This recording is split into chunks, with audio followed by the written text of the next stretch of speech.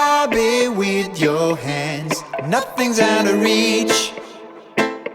If you really want something, if you need it, you can grab it with your hands, nothing's out of reach. If you really want something. Hello all wonderful people out there, welcome to Jamaican Experience. My name is Gabi and today I'm going to tell you how it was as a German to have my first baby in Jamaica. Thank you to all the people who subscribe to our channel. Please keep it up, continue to do so. Subscribe, share, like and comment below. Remember. So today's story is gonna be all about I'm finally pregnant. I mean, if you listen to my videos or watch my videos, you will know that I had a miscarriage in one of the videos I did make on my flight to Miami. And the thing is, I had many miscarriages in my life before my first baby girl was born. That's only to all the women out there who are desperately trying. Never give up hope, because it might just happen, like in my case, because I waited years, and I'm not lying. I had doctors tell me, oh, you put too much pressure on yourself and don't think about it so much and it will just happen by itself, sort of thing, like also. But of course you put pressure on yourself, right? You have to stay tuned also to the end to the video, because I will also tell you then how that dream almost got destroyed by a doctor, right? So watch to the end and then I will tell you all about that. So after having numerous miscarriages, mostly in the first trimester, like as the first 3 months, finally I was pregnant again. I was elated, I was over the moon, I was so happy. But at the same time, I was really scared, as you can imagine. So for the first 3 months I didn't do much. Yes, I did do a pregnancy test, like also, but I didn't really go to the doctor right away, because I just couldn't. So I waited some more weeks until I finally got my courage together. I went to the doctor and yes, she said, congratulations, you're pregnant. And you know, so I followed up my regular visits at the doctor. I remember one time, because we didn't have a really large mirror at home, only the one where you could see your face. I think it was in one hotel and there was this huge mirror on the side. So I just walked like this and I saw myself from the side, like, and I said, wait a second, that was me? I had a belly, people. I mean, I was like 60 kilograms back then, very, you know, a lot slimmer than now, obviously. And I had a belly, it was unbelievable.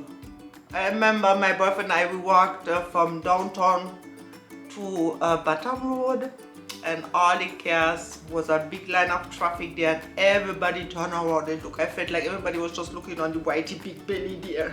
I did feel like a walrus. Elephant? Something like that. So the next time that I went to the doctor, it was like shortly before a due date, and we went there, everything was okay, the baby was fine, I was doing okay, so everything was good. The only thing I remember, she said that my boyfriend, he shouldn't leave me alone anymore because it could be any moment now. So that was the one thing. So guys, and after that, believe it or not, we went clothes shopping for the baby.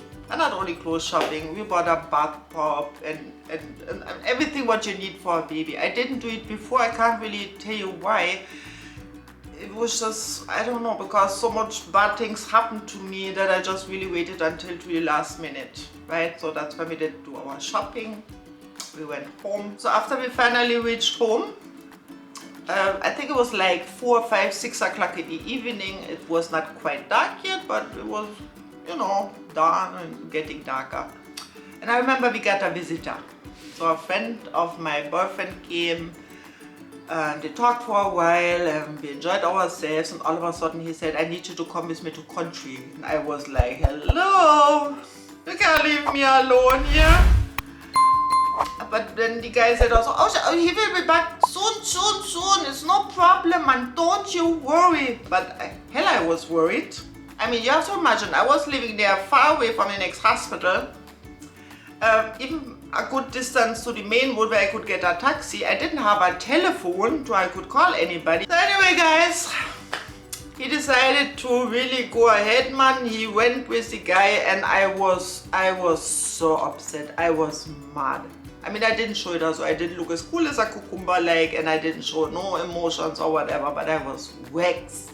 I mean, I couldn't believe after the doctor said, please don't leave her alone anymore, because any time now, he left. And the thing I haven't mentioned before, I already start feeling some pain. But you have to remember, this was my first baby. I didn't have a clue what contractions feel like, or how it all gets started, or anything. I didn't have a clue about nothing, right? But I did feel some light pain before they left. But I didn't say a word.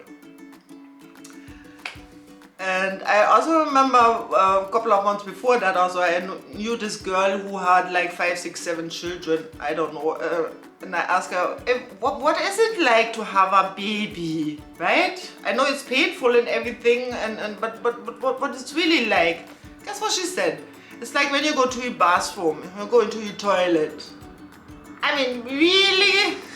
I never forget that. Let me tell you, it was nothing like that. It was a lot worse. So eventually he came back home. I think it was like 1, 2-ish o'clock or something, but I was so vexed. I didn't talk to him, I didn't blink, I didn't say nothing, and I just didn't say a word. And by then also I had a bit more pain and was coming more frequently, like, and but I was too stubborn. I mean, me and stubborn, you know, go together.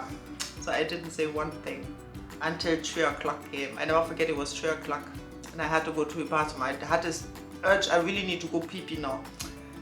And I went to the bathroom, and boy, people, I never saw so much water in my life coming out of my body. And it was like a waterfall, people. It was like it just came squashing out like this also. I mean, I was in shock also. That would mean also I really have to talk to him now. There was no more time to be vexed or stubborn or whatever. I definitely had to say something now, right? So I went back inside and said, hello. So he woke up and said, I think it's time now. I think the baby is coming now. So he just got out of bed immediately, you know, and I told him the water break already also, and he really got concerned, man. And then he, all of a sudden he went to his neighbor's yard, because that lady already had a few children before too. So I guess he figured she must know if there's still time going to the hospital. And when he came back, he said, oh, there's plenty of time. Meanwhile, there I was dying. I felt like my entire body was just tearing apart. And I got really miserable. I mean, all women out there who know what it's like, also they will know what I mean. So the thing was, thanks God the care was working for a change now. No more shop care business or whatever, it was working. So he put me in the care. And it was a very bumpy road down to the main road. Let me tell you, man, I felt every bump. Every bump was like excruciating. Until we finally reached the main road, and he drove so fast. It still was very, very early in the morning, just about getting daylight. And I remember a friend of ours was driving behind us, and he overtook us. He said, what's going on? What's going on? Why are you driving so fast? You're driving like a maniac, you know. And my boyfriend, he was just saying, look, there was the baby is coming. You know, so finally reaching the hospital. And I mean, I was nervous about the hospital thing and everything anyway, so I went to a private clinic in Fairfield. I'm actually glad I did it like that. It was quite interesting. So when I got there, they put me in a bed. And me and my boyfriend, we did talk about it and so on. I really did want him to witness everything and just hold my hand and just please don't leave me alone. And he agreed, he really wanted to stay with me until this one nurse came. And guess what she said?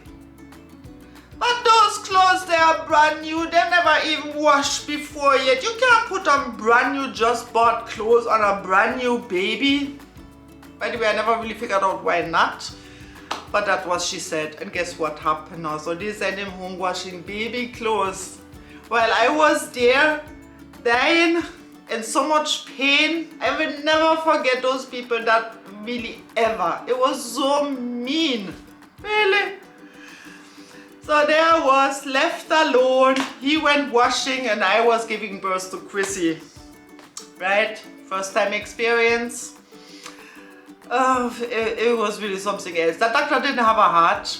I remember I was screaming. I tell no lie, I was screaming at times. Definitely, I was in so much pain, so I was screaming. I wasn't the quiet one like you see it on TV sometimes, and it's like, oh yeah, it just comes by itself. And she said, don't go on like that. Other women have babies before. You know, so I mean, that wasn't really what we need for here. Only the one midwife, she was really kind.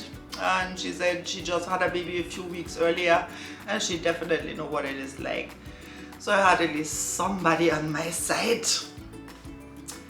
Then I remember after some contractions later, I had this urge like I really want to lay down on my side. I don't know if I was thinking maybe the pain would be less or something, but something just told me I need to lay down on his side. Doctor says, no, we are giving birth on our back. So I stayed on my back. Little while later, the doctor said she hardly can't hear anymore the heartbeat from the baby. I got so scared.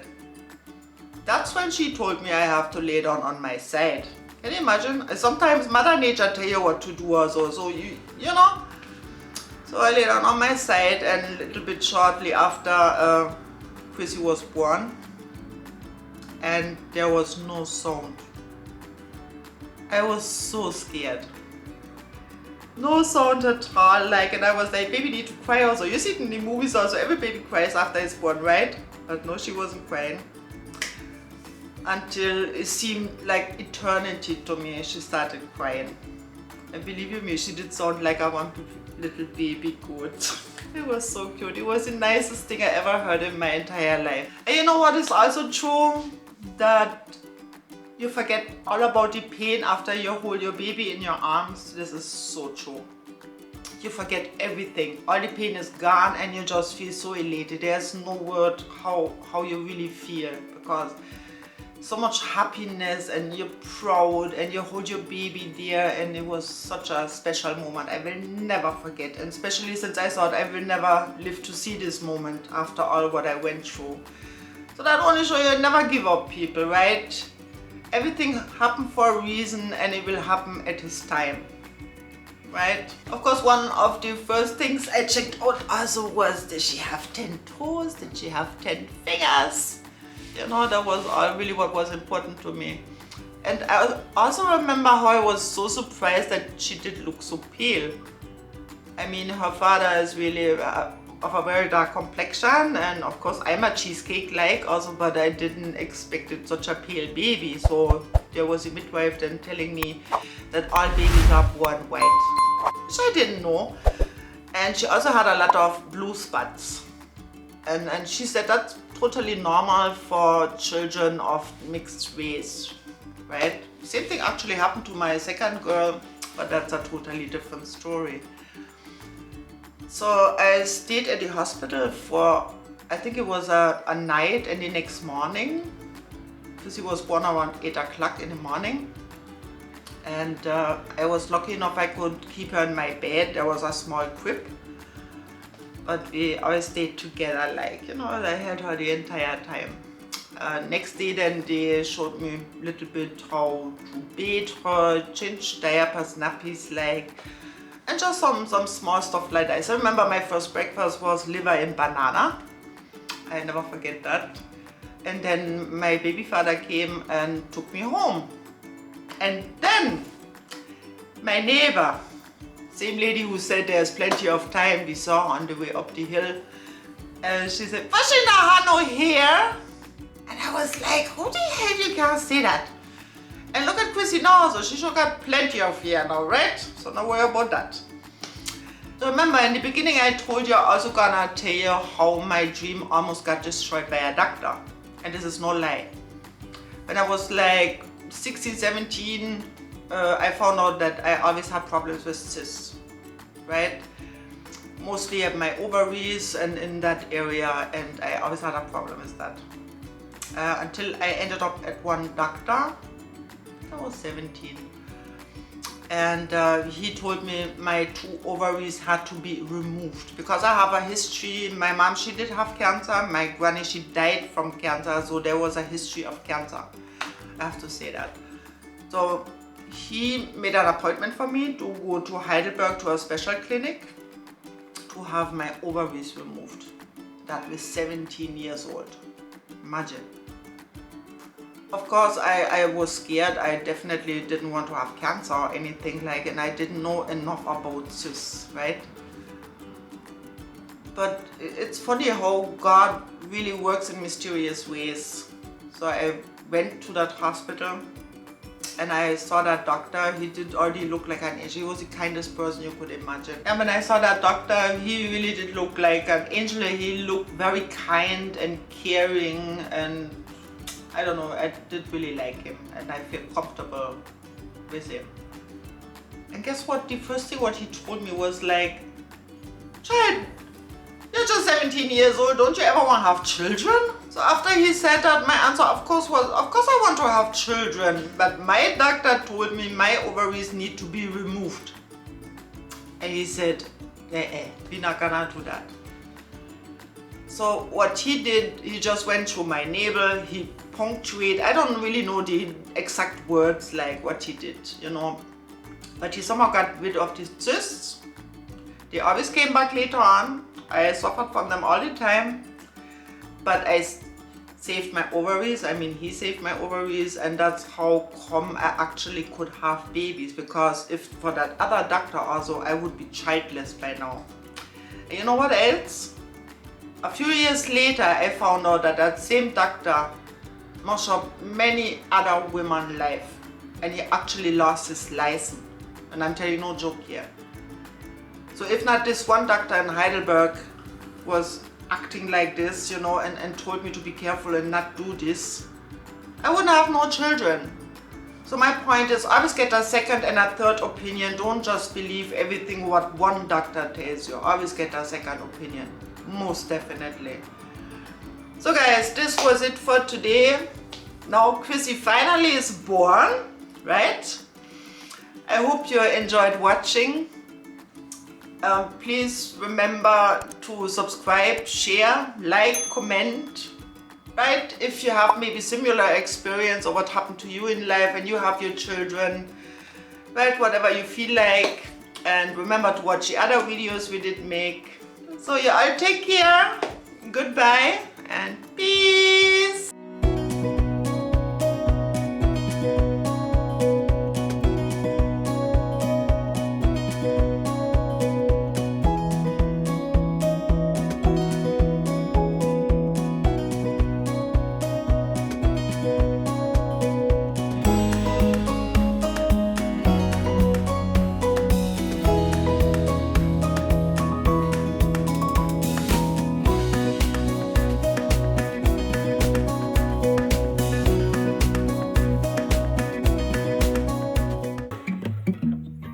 Yeah, your heart is a sun, and it shines as it opens. Where your heart is a sun, and it shines as it opens. Yeah, your heart is a sun,